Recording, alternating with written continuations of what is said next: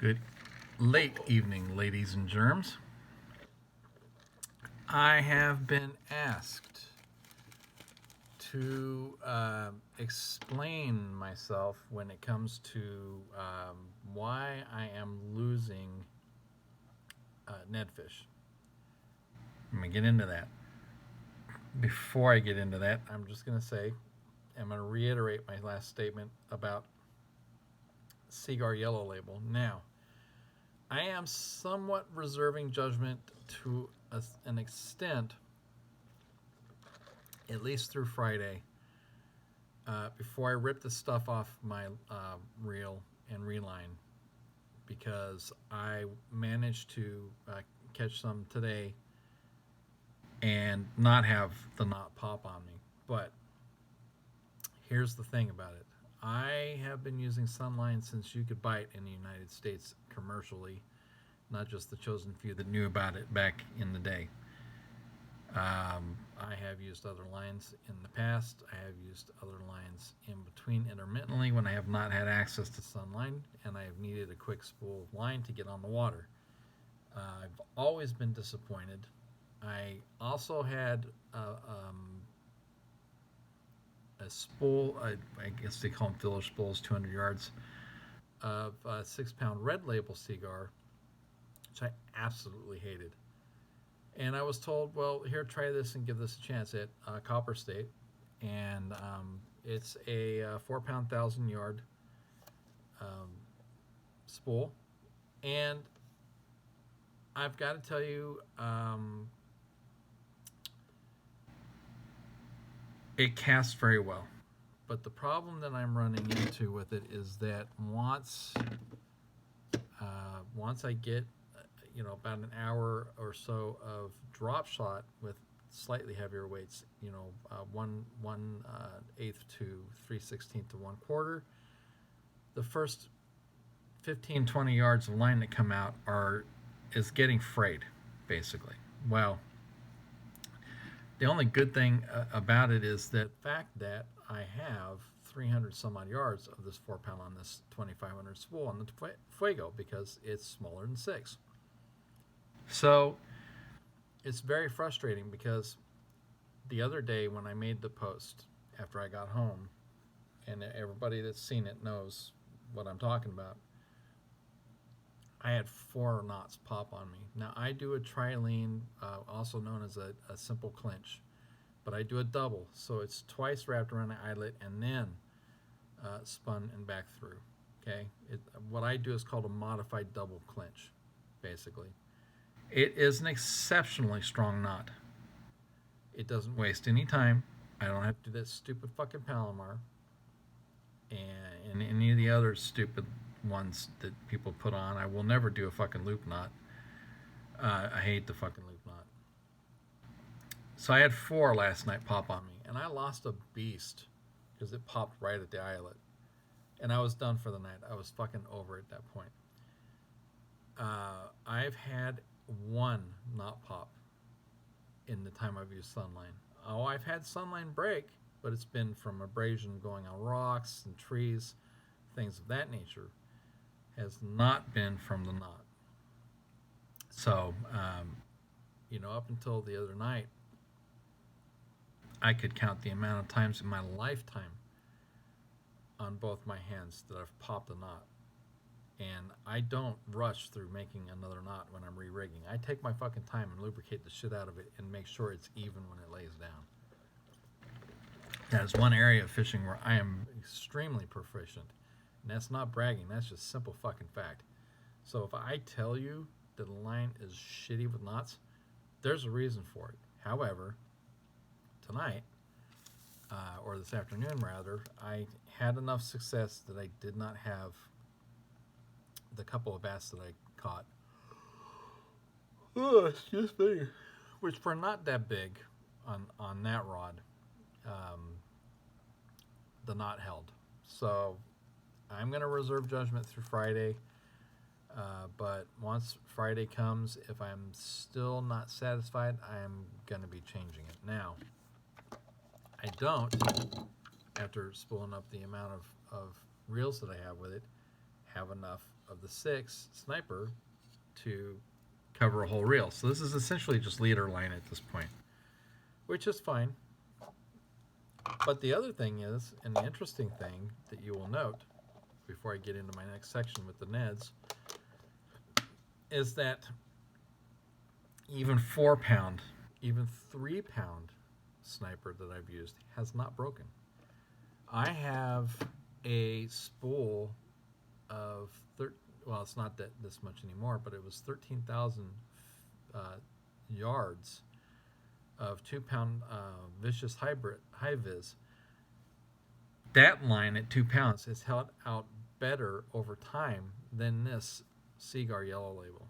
So, like I said, I will reserve judgment through Friday, but if it does not satisfy me any more than it already has disappointed me, it's coming off the reel real quick, and I don't care if it's brand fucking new. I do not like the characteristics outside of its casting ability at all. The only reason that I switched from the 6-pound to this 4-pound is because I already cast enough to stretch the 6-pound that I had on only for a couple weeks. I go through a line a lot, so when I say something about line, I know what the fuck I'm talking about. So, end fucking rant. We're done with that. So, I'm gonna get into this, and then I'm gonna end with why there's certain baits that I use and the situations that they're used for. I think that should be a good thing to do. And I got to break out all of my stuff that I have for this particular thing. Don't need that. Don't need that. Really don't need that. I don't know where the hell that came from. I got a lot of random stuff in my pack. I don't clean my pack except for about once a month. I'll go through it and clean out the pockets and everything and see what's up. All right. So there are 2 primary types of jig heads on Neds that I use. Okay. A lot of times it's the VMC Finesse shrimps that got that little tiny stab of a bait keeper. Every Ned that I put on a head, I put a dab on the shank of the hook of either Gorilla or Crazy Glue. I specify with myself the brushes because it's easier to put just enough and not too much on the hook. Okay. I even do this with Z-Mans because it lasts even longer at that point. It does not come off the hook. What you do run into, however, no matter how you put a Z-Man product on a net hook, is that when fish hit a certain way, they will wrap the bait onto the hook and you will not get anything but a skin hook and they can throw the bait. Now, this is a known thing with Ned fishing already. They know there's a propensity for fish to get off as much as there is for catching fish. This is simply the way it is with Ned. I did not invent Ned, and I have not perfected Ned, but it is simply kind of the way that it is with Ned, and I'm perfectly accepting of that because I know the risks going in. I know what I'm in for, and I am not going to fault the Ned rig for things just being what they are. I mean, it is what it is. It's something that hasn't changed all the way from the late 60s when Ned Cady was first doing this shit, and it's not going to stop anytime soon, and I refuse to argue with anybody about it. Everybody has kind of their own preconceived notions. I get why. But as somebody that has done things like Ned with a fair amount of proficiency, I kind of know what I'm fucking talking about. So if somebody got something to say, they can say it to me personally, and I won't fault them for it. But they need to understand, well, I have my own preconceived notions as well. And like I said, when it comes to certain things, I'm very proficient at it. I don't fuck around. I get a lot of bass on Ned, but the problem with the bigger fish is that they engulf so completely that they fold the bait on the hook a lot. A lot of the smaller to mid-range will hit from the side, and they get the hook right in the corner of the top of the mouth, and that's how they get on there like that. Okay, so you know, I'm not sitting there going.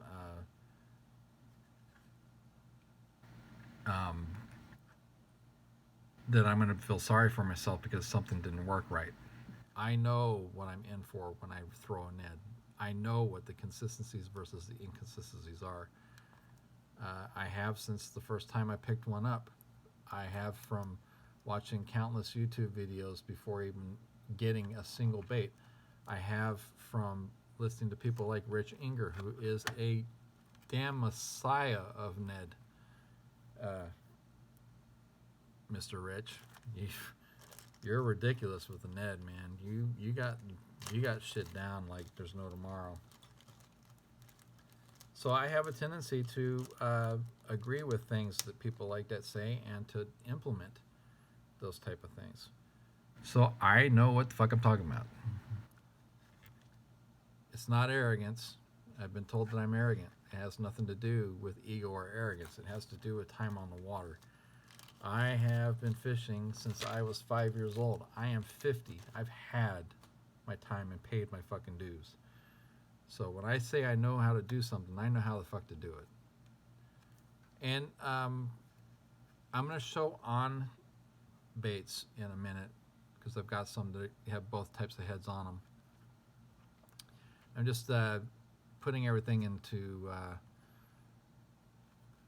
organization in my box of Ned heads on top and bottom, different sizes. So what I have in here is 1/16, 1/8 in both number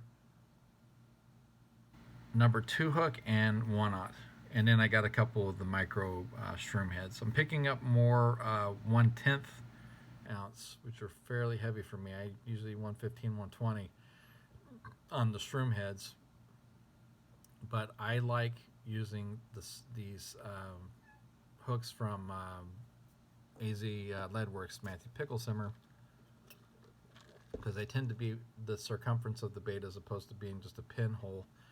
Granted, the Z-Mans are very buoyant, and you really don't have to worry about the pinhead too much of the shroom, but I like the rounded ones better. So what I like with these sickle hook style Neds is that the hook is more exposed. It's also a slightly lighter wire hook, and it's got a wider gap on it, so when they compress on the bait, it'll flare out. What happens is, like I've said already, they have this tendency to go and fold the bait from how deep they strike. It is what it is. There's nothing that can be done about that. It's a classic Ned thing. And the frustration of Ned, as much as the benefit, is the fact that you're going to have fish that you're going to lose, okay? It's just the circumstance that Neds do. It is what it is, as they say. So I'm going to show a couple examples of these things and the different heads to give an idea. And I've got to organize this so I can show it. A couple different baits that I'm going to show it on.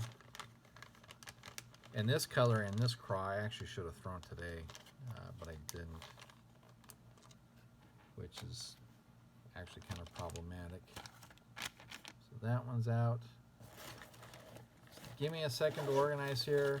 I'm a lot off the cuff and on the fly. I don't always have everything together, so to speak. All my ducks are on the pond. They're just not in a row, as they say. All right, there's none on that one. Aha. Okay. That is a specific example in And why I need that one, because that's the other craw, and that will give you an example on the two different kinds of heads on that.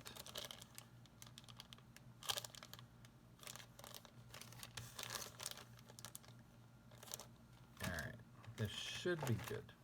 Okay, so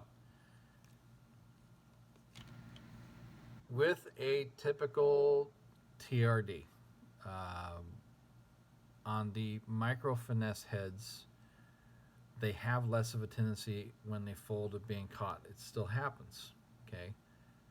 That's why the micro finesses are actually more desirable on one of these TRDs, because they're small enough that they don't get the fold as much, and you can still get a good hook set and drive the hook home, okay? The advantage of the Sickle is that there's more exposed hook, and it's exposed in such a way that it penetrates very well when they hit it a certain way, okay? It also has that nice mushroom style head, which makes it sit a little bit differently and pop a little bit differently. Where the issue comes into play is when they hit from the back and it folds and it'll pinch. This is where you will lose a fish. Well, guess what, folks? I accept that risk, and I will tell you why. Because when one of these bites in and you get a hook set, they're not coming off unless they pop the knot. When you have a bait such as a tickler and a regular shrimp, this is actually, I think, a 1/6, they have less of a tendency to do that same fold. They can still get stuck, but it's not quite as often. The difference is it's a thicker hook that requires more penetration, and sometimes it has a tendency to be kind of a pain in the ass, okay? When you get into things like the Craws, again, I have this on a blue because it's kind of that natural blue to white color to gray. It's kind of an odd color. I don't remember what it's called, actually. The Deal, which is actually a really good color. These are different enough in shape that they don't really stick. They're a little bit stiffer in the back side. So the Sickle style hook on this is a little bit easier to deal with, and the way that they hit a crawdad by instinct is to engulf it from the back, and they get less of a fold naturally that way. With the micro finesses, they stand up a little bit different and they're a little more wobbly than they are with the wider head like this. They sit differently, okay? Again, it's far enough back along the body that it really doesn't have as much of an opportunity to stick. So that's where the big difference is. If it folds around the hook and you hook set hard, then you're going to drive it home. But I use 3 to 4 pound line usually exclusively on my Ned rig, and it's a light rod. So it goes along with that soft set method, which is another video that I've done a long time ago. Methodology to fishing. Soft set is a concept of letting the fish basically hook themselves and then moving into them as opposed to hitting them. There's a difference in that. So these are the reasons I'm saying what I'm saying now. You know, somebody wanted to know why is it you've lost quite a few big fish, and it's not Will. Believe it or not, Will, it wasn't you. I got asked by a couple people to explain why, because I've posted that I've lost some big fish. It's true, I have. But the payoff when you hook into one with the Sickle hook is that you get a much better hook set all the way around. Now, these green pumpkin orange Craws in particular, these work very well on every single body of water in this state. I'm amazed no matter what time of the year it is how well they work. I have not been putting them on because I've been having such a good time with the TRDs in the same color and the molting craw, so I haven't really felt the need to do that. Now, the other thing that you can do to eliminate some of that same bite is to use a regular ball head in various sizes with a sickle and use the TRDs on those and almost kind of skin run them under the skin so you have more hook exposed. Then you can add variety to what kind of hooks you can actually use. So I just wanted to go through that and give a brief synopsis of what's going on with the Seagar. You know, I'm disappointed because Seagar's parent company is the company that figured out the material that they started making fluorocarbon line from. They used it in textiles, and it's a fantastic material. The problem is that over the years, Seagar is just, well, their quality sucked. I hate it. But, you know, it's just like with cars and trucks. Somebody's going to have a preference. It's the way it is. That's my personal opinion. I hate P-Line with a fucking passion. Every fucking series I've ever tried to use has sucked ass. Actually, surprisingly, one of the best fluoros I've ever used, I don't like its handling characteristics, but its strength is badass for its size, is Kaskeen's Fluoro Coat. That stuff is badass, man. I have tried the Fluoro Clear, I think is P-Line. Casts really good. Handling characteristics, i.e. Memory and fraying, is shit. Will not use it again. The only one I've had consistently be the best line for me has been every series of Sniper and Assassin from Sunline. With Sniper, it's 3, 4, 5, and 6, depending on application and what kind of a mood I'm in for. This time around, when I get line, when I take this Seagar off, which is going to happen at some point, I'm probably going to go for 5 to have an in-between line rating. I'd go down to 3, but even with P-Line, that's kind of cutting it a little low. But who knows? Maybe I'll try a spool of 3 and see how it works once my rod is made, because it's in process now. And this Tatula 2000, you know, it's 8 pound is 160 yards. So if I go down to 6, about 220, 4, about 260-ish. So probably around 300 yards if I went down to 4 or 3. I can handle that. You know, the way that this spool oscillates and the way that it works is pretty phenomenal, and it's actually a pretty deep spool for a 2000 size. It's a great drag. It is so butter smooth. Now, as I've stated in a video when I was talking about this Tatula, the Fuego on the Tatula, when you get them, they have a little bit of contact, and that is normal in that line of cost reel from Daiwa. It's normal because, damn it, they want to have certain parts wear in a little bit. It's different when you get into the super high end, because the super high end, they want to have almost pre-worn fit, and they do them just a little bit differently, and so they're like stupid smooth out of the box. So these are, the Tatulas are considered a economy high end, basically. So they're right in that middle spectrum of not quite a high end, but still kind of in the high end range.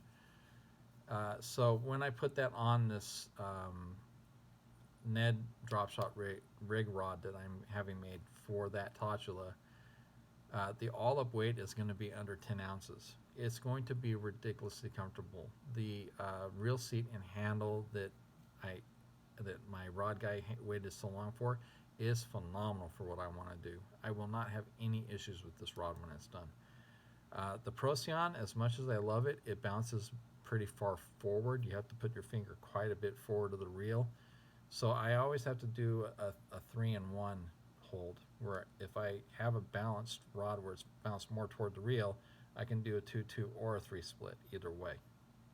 So we'll see where that goes. I'll see how I'll get a spool of the 3-pound sniper, see how it does. With Assassin, it's the 14 to 17 pound range mostly that I was using for flipping and jigging. I actually sold my flip and stick rig to Daniel Marin. Thanks again, Daniel.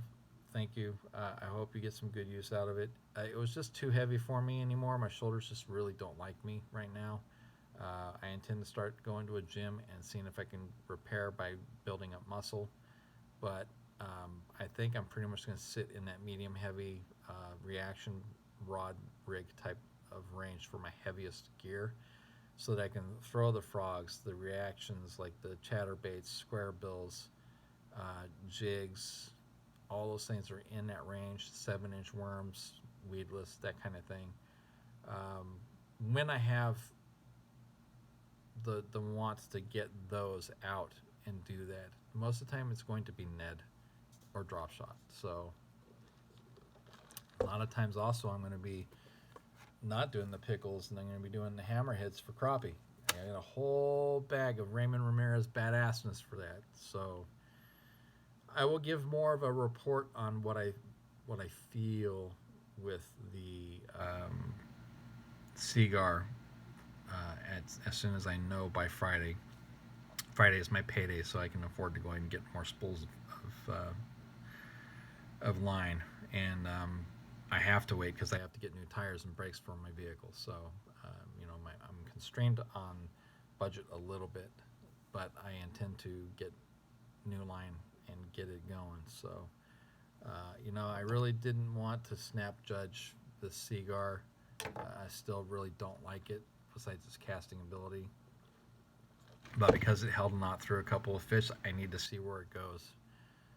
So I'll fish it tomorrow and Friday and see what I think. And if it's no better for me than it already was, then I'll be taking it off the reel, and I'll be giving the rest of the spool to my friend Callie, so he can put it on his daughter's rod, because he's already stated he'll do that. So anyway, there we go. I know it's kind of rambled on. I ramble all the damn time, but that's where it is. And have a good one.